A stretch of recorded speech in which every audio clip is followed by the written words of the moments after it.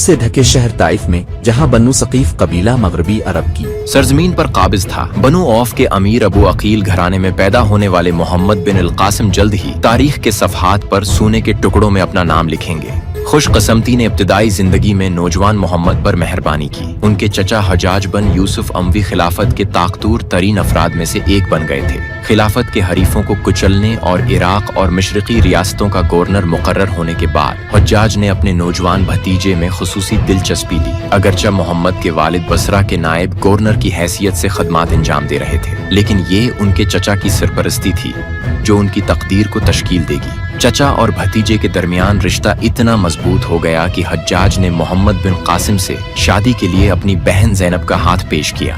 हालांकि उसने कासिम से बड़े एक और तकीफी शख्स को तरजीह दी, जिससे बिलाखिर उसकी शादी हुई। लेकिन ये वाक़या चचा भतीजे की किस्मत को और भी करीब ले जाता है। इस नौजवान ने जंगों में वाकई अपनी सलाहियतों का लोहा मनवाया। नौजवानी में ही मोहम्मद बिन कासिम को पहली कमान सौबा फारिस में बागी गर्दों को जेर करने की मिली, जहां तजर्बाकार जंगजू नाकाम हो सकते थे। नौजवान कमांडर फैसला किन इरादे के साथ आगे बढ़ा। फारिस में उनकी कामयाबी ने उन्हें पूरे सूबे की गवर्नरी अता की, जो इतनी कम उम्री के लिए एक बेमिसाल कामयाबी थी।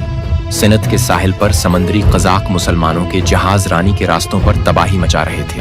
आखिरी चंगारी इस वक्त सामने आई जब श्रीलंका से अरब जाने वाली मुसलमान खवातीन को दीबल के कजाकों ने अगवा कर लिया। फिरार होने वाले एक कैदी का मायूसकिन खत हजाज के हाथों में पहुंचा और हिजाज ने उसे मुसलमान औरत की खातिर जिहाद का ऐलान करने और अपने अवाम की हमायत हासिल करने के मौका के तौर पर देखा और जंग के ढोल बजने लगे।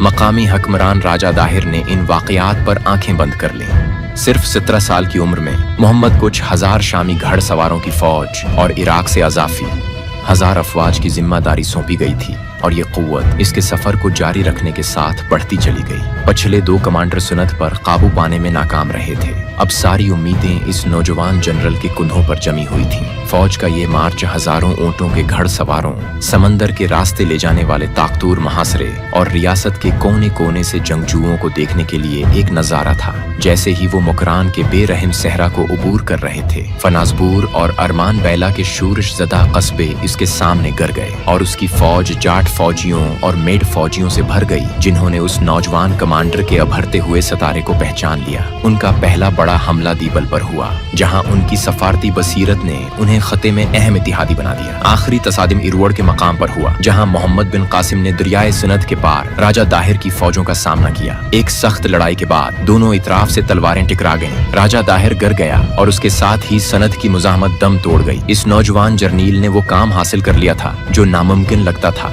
खिलाफत के लिए एक वसीया इलाके को फतह करना और उसे हासिल करना, इससे पहले कि वो अपने 20वें साल तक पहुंच जाए। इस तरह मोहम्मद बिन अल कासिम की दास्तान लिखी गई, जो एक फातिह बन गया था। सिनत पर उनकी फतह सिर्फ एक फौजी फतह नहीं थी, बल्कि जनूबी एशिया के सकाफती और मजहबी मंजरनामे को हमेशा के लिए तब्दील कर देगा।